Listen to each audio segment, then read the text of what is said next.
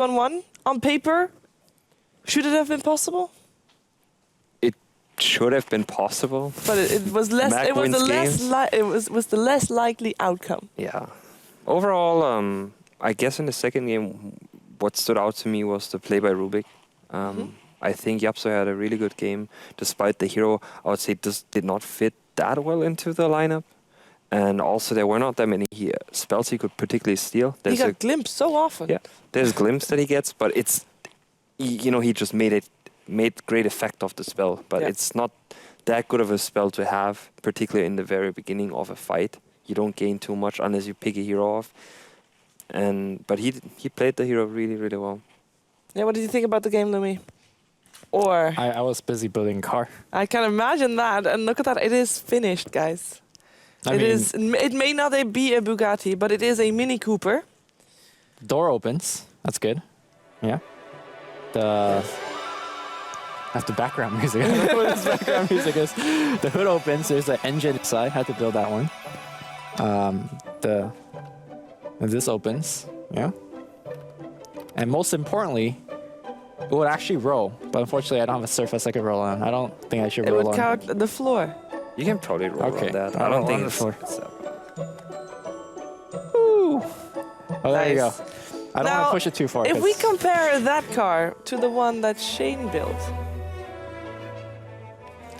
I mean, last season, it's probably the greatest. probably the greatest There's not a thing. Shane soundbite that they had in there. Okay. Yeah, I don't know, man. Like,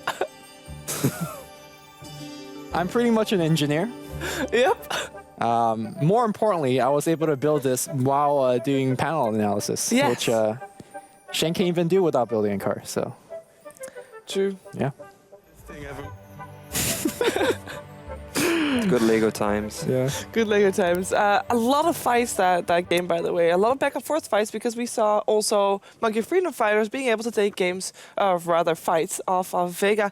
And a few of those fights, or one of those fights at least, is selected for a Luminous analysis.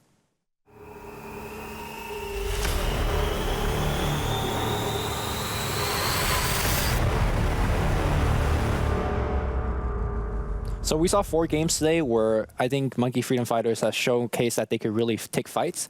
And I think this is one of those ones that they actually won. It seems like a lot of times when they lose just by a tiny bit. And all of that snowballs to them losing. But this particular one, despite they lost the game, I think they took the fight quite well. So let's jump into the replay. Now, granted, I think this is one of those Vega dives that we saw. And this is, I think, or at least Andy wasn't too happy about, where the dive kind of went too deep. So the fight starts with Ursa being relatively low and the Grave being forced out. I think in a lot of cases, you just say, all right, let's just wait it out. I mean, we can wait, but then your 2 cores decide to jump in. And they get off a fairly decent initiation, but I think they have lost sight of the fact that their biggest damage core, the most important core, is too low to really continue the fight. And it doesn't help the fact that Yapso actually took Sonic Wave and threw one back. So Cheese is now also committed as well. They could still back off in time, though. But unfortunately, now the Ursa jumps in. So I feel like there's a lot of kind of poor coordination coming out from Vega. And I think this is where it really gave Monkey Freedom Fighters a glimmer of hope. But, you know, we saw how the result of the game went, as eventually I think the Ursa got just too big. Yeah, and I think for this fight as well, this fight just lasted really long. And I think Andy pointed out that if you're going to have a fight that lasts really long, Monkey Freedom Fighters will come out on top. Purely because they have Ember and they're just able to have a larger sustain of damage. I mean, you pretty much work around 3 ultimates on the side of Vega. You have a Queen of Pain ultimate, which is used very early in the fight. Then you have the Bruce Split, which is the other one. And then, of course, the Static Storm. And once these are used and you don't get the necessary kills, or buybacks happen, you have to get you have to get out pretty much. Right. I think one thing that MFF could have done better would have been to go for Roche timings and smokes. Which happened throughout this game is that Vega just took the Roche, and then they went for the tower push or base Rax push. You think it'll be easy to challenge Vega at the pit though, because they have all these really excellent teamfight ultimates?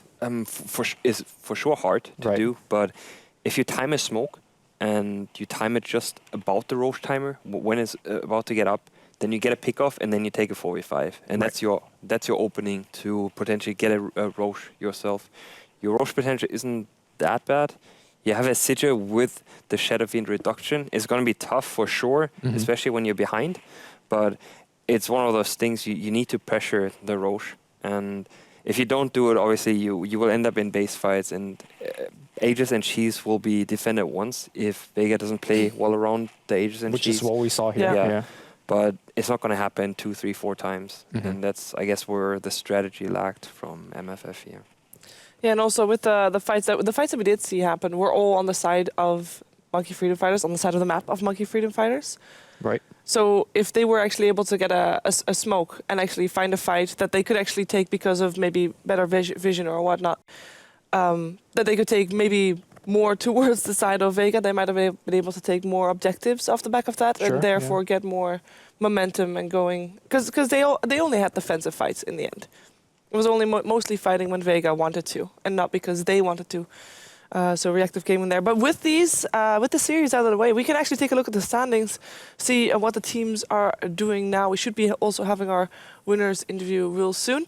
But for now, with Vega and Monkey Freedom Fighters series being done, we have Monkey Freedom Fighters sitting on 2 losses and 2 wins, and I believe this is not yet updated for the previous series. No. No. So they should be at. They should be at 3 wins, and 3 3 losses. Yeah, they're keeping their score even. Overall, you have to say that Vega's score is updated, by the way. the standings are just not looking too good for the very top positions. Yeah. It's They're top 'cause they Empire's. play more games. Empire stats are not great. No. Same for Alliance. It's not that good. It's okay. You probably get through top 6, but it's still very doable for the bottom half. Yeah, to get up especially for there. No Logic Gaming, because they haven't played anything just yet. Well, I mean, if you think about if you would rank these teams based on like performance or potential performance, you would rank Vega towards the top, right? Yeah. But even them, they've shown they could drop some games against MFF. I actually think that in this particular Dream League, more than any other, is that teams are getting closer and closer, at least with this In selection terms of teams. skills, yeah. Yeah, so and on any given good days, that Monkey Freedom Fighters take a game off of Vega. So Yeah, that 5-3, 5-3 might not look so good for Alliance, but I think it's actually all right. I have to say though that I felt that Vega maybe wasn't challenged as much. I just feel like they played very sloppy in comparison to previous games, especially if you compare their recent LAN performance. Would you think that This was not on par. if they were going up against someone like Alliance, it would have been like if they played this way, it would have been 2-0? Maybe they were a bit confused by what they will expect from MFF That in could be terms of too. hero picks, because you haven't really seen much. Ember now 3 times in a row, 3 times not successful. Obviously, maybe not a hero choice you want to go again with. Yeah. That could be something. Mac is always a factor. If you have a good Mac player, you can pretty much turn around any particular games. And I guess that's something, but Vega Squadron did not play that. It wasn't As we were that good expecting Dota. them to. Yeah. Well, they still have a lot more games to play, and unfortunately, no winners interview today. But we're going to already look forward to tomorrow. But before we do that, I can still remind you that you should check out facebook.com/ROGNordic, where you can win a motherboard or a PCI Express SSD. So that is one that goes into your PCI slot. Keep that in mind if you are interested in that, because if you don't have one left, then you can't put the SSD in, which would be a shame, because it's a really good one. You can win them by going to facebook.com/ROGNordic, and there you fill in the most influential hero of this week of the Aces ROG Dream League. And on Saturday, we will have a winner selected, or at least rather a winning hero selected, and Hani will actually be the one to decide which hero was the most influential hero. And you also have to, of course, give your motivation as to why you feel that hero was the most influential of this week's league play. But then tomorrow, we're first going to have more Dota, where we can see more heroes being played, and maybe we'll find other heroes that are going to be influential. Tomorrow, we're going to have No Logic Gaming taking on Team Empire as our first series, and Alliance will take on No Logic Gaming after that in our second series of the day. But with that being said, that was it for us for today, and we'll be back tomorrow at 6 p.m. sharp. Don't be late.